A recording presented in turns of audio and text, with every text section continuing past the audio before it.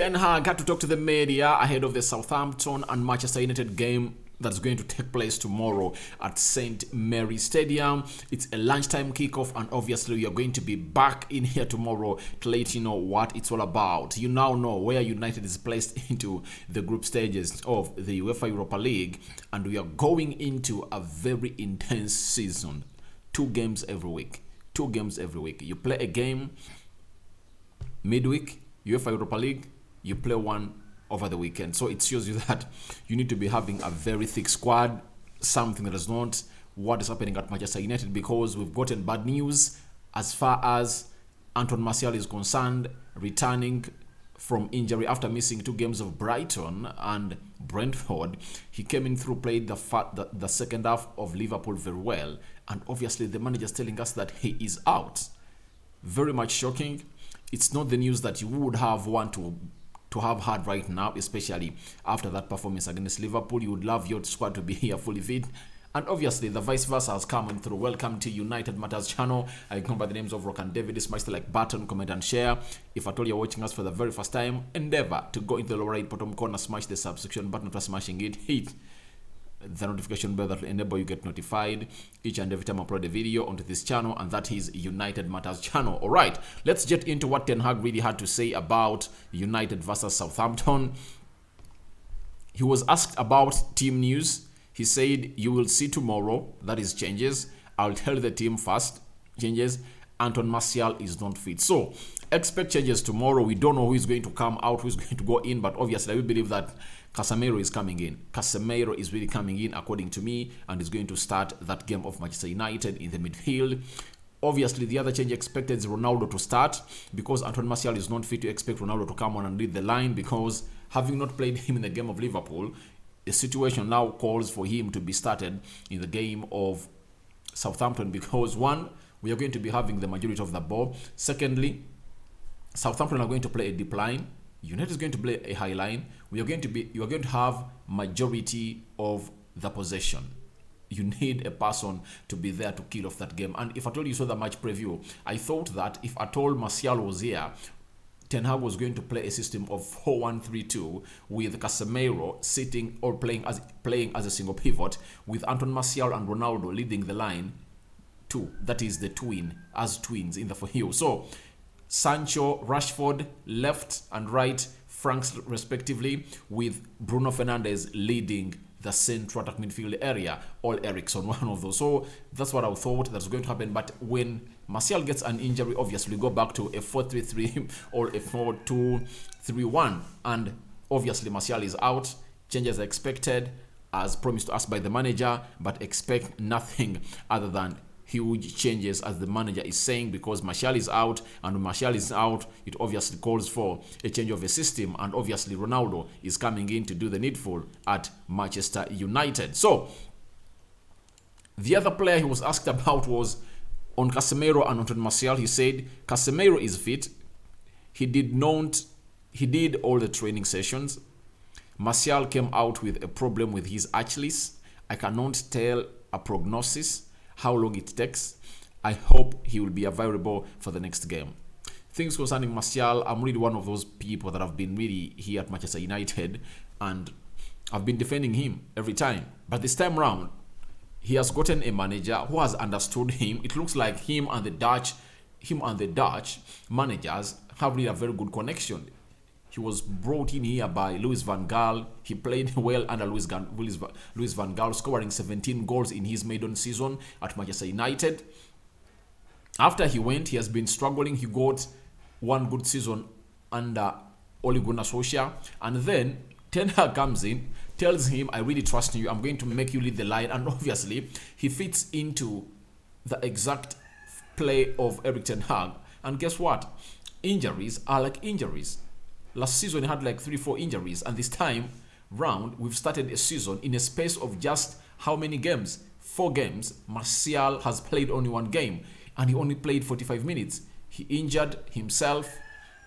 injured during the training sessions, and let's wait and see what is going to happen. But for Casemiro, he has trained well and is fit.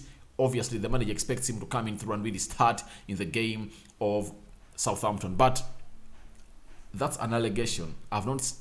he has not said that Casemiro is going to start. That's an allegation from Rock and David, but I believe that Casemiro is going to come in and start for Manchester United. And let's wait and see whether Martial will be fit for the next game that we play against Leicester City before we host Arsenal at Old Trafford. Then Ten Hag on the spirit.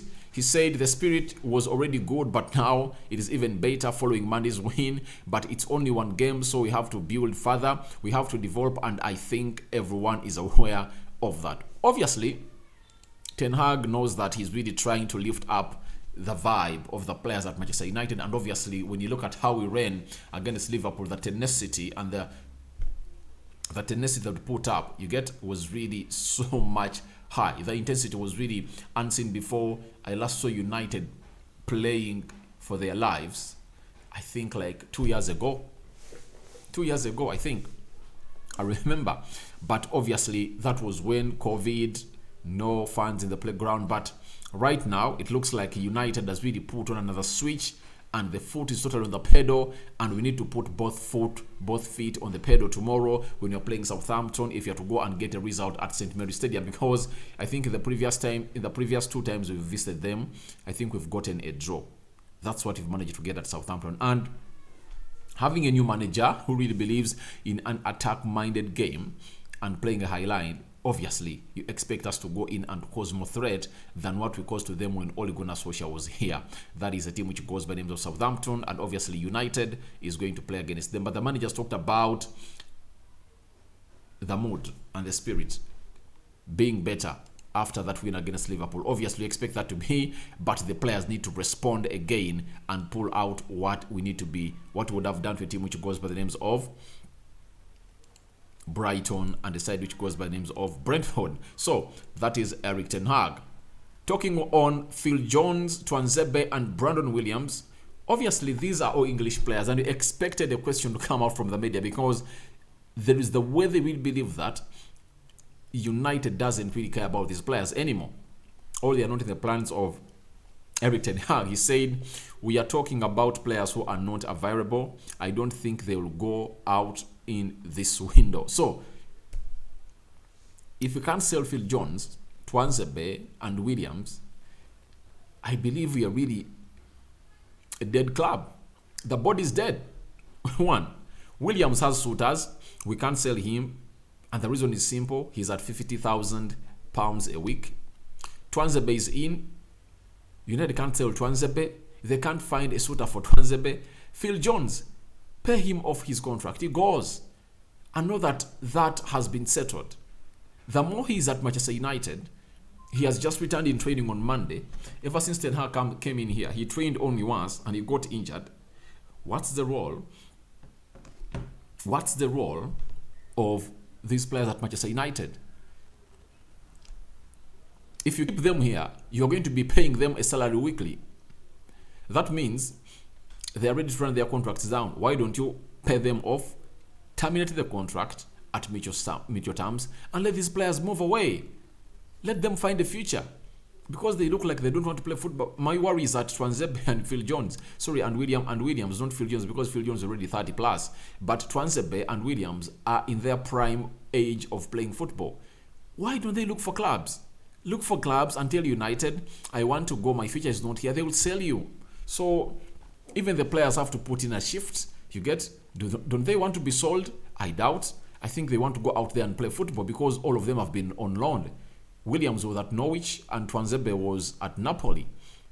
So I think they need to see themselves play more football. And if at all they care about their careers, I think it's better they took a pay cut and they agreed personal terms with teams that really want to use them and play football. Because 1 or 2 years of consistency, these players will get back to bigger teams and they will be paid a lot of money than what they're earning at Manchester United.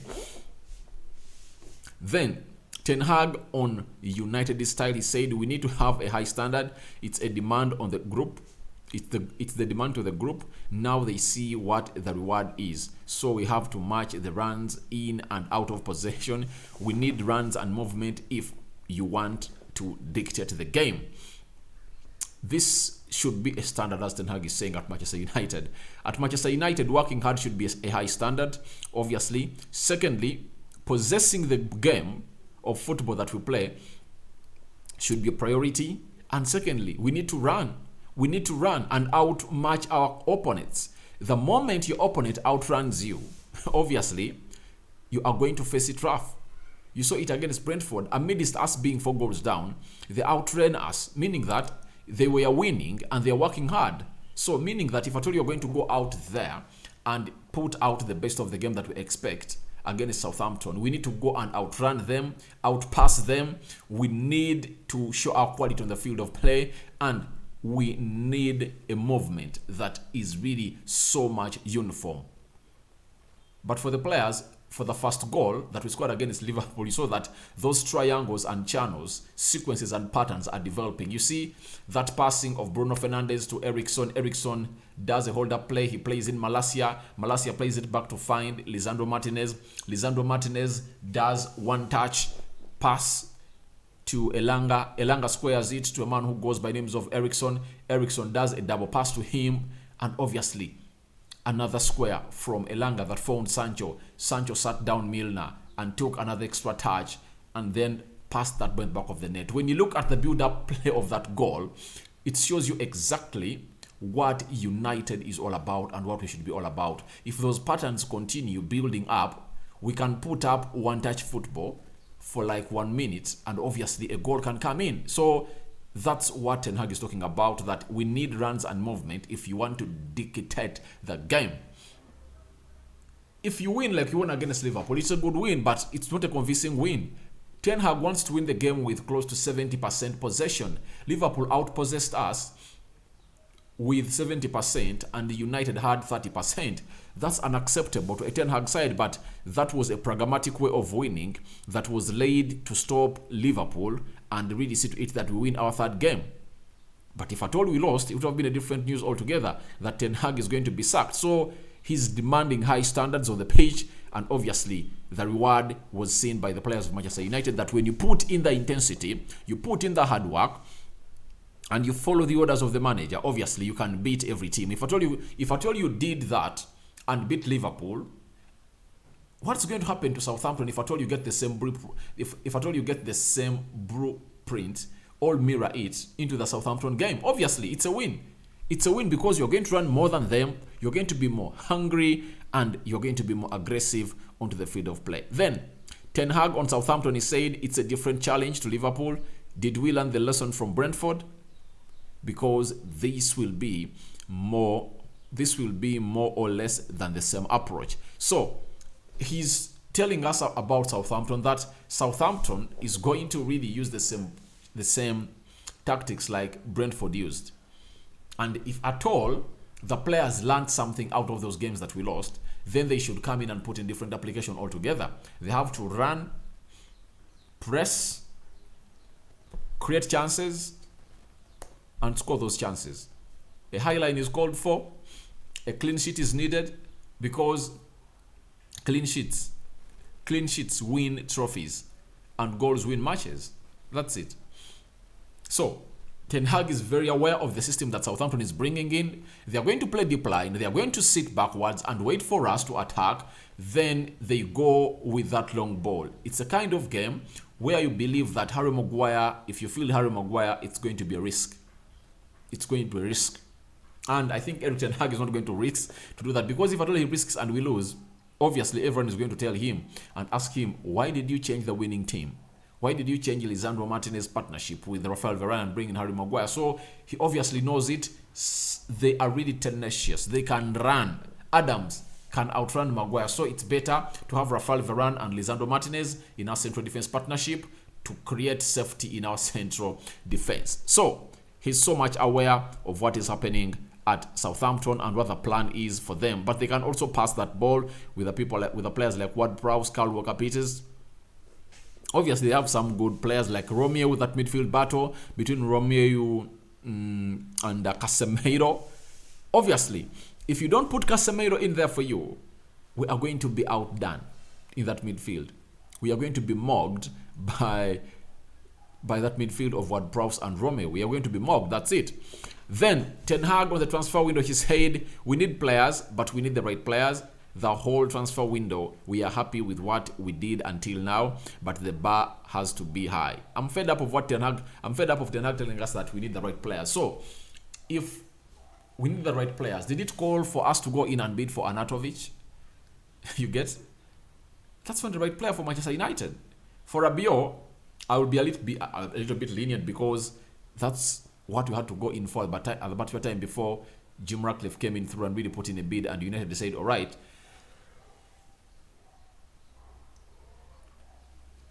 sorry about that. We went in for that because it was available. But when Sir Jim Ratcliffe came in through, went in for Casemiro, a very good improvement that confirms you that the Glazers act when pressure is applied to them. But to me, I 100% believe that this game of football and the transfers we are doing, they are good, but they've come in late. Even if Anthony's delivered, Cody Gakpo, and very many others, I don't believe that chemistry will build as soon as we expect it to build. Don't expect that every player is going to fit in like Malacia or Lisandro Martinez. Ericsson, for him, has already fit in because he's been playing in the Premier League. He knows everything. But Malacia and Lisandro Martinez have fit into this Premier League like a glove. And they're really playing very, very well. So, as things stand, Ten Hag is talking about getting in the right players, but obviously he is lying because he knows that outside there, when he's not in camera talking to the board, he will tell them that, please, I want players. And Frankie de Jong deal off because he's nearing agreeing to take a pay cut at Barcelona.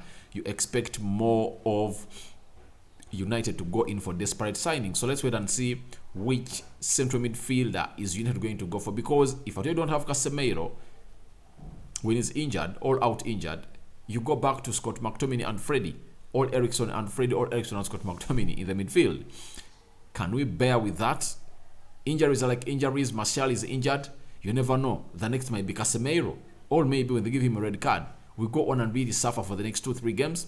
I think we should go in and bring in other signings because we are really looking bad and ugly. So guys, thank you very much for watching in. That has been what Erik ten Hag has said about Southampton versus Manchester United encounter tomorrow. And obviously, we are going to be here to bring you the news as it stands. Don't forget to subscribe because I'm coming back with the Anthony story. Fully packed because a lot of stories have been coming in from Netherlands and Manchester United.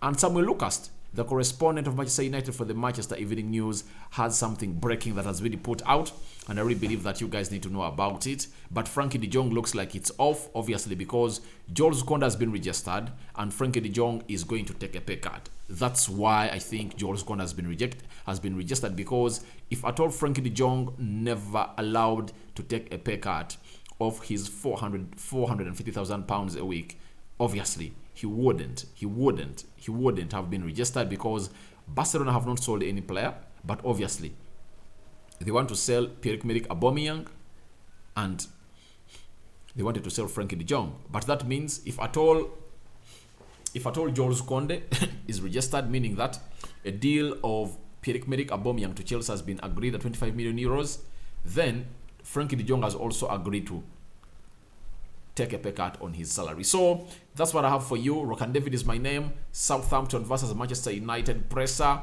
Erik ten Hag presser, as far as this game is concerned, is up in for you. I've discussed it. Your reactions are welcome in the comment section below. May the Almighty God protect you abundantly. I sign out for now. See you later. I'm coming back in the next 1 or 2 hours to really bring you the transfer news concerning Cody Gakpo, Anthony, and very many other players that United have been linked up to. Sign out for now. Third video of the day. It's like a marathon, but obviously we are in here to get it done.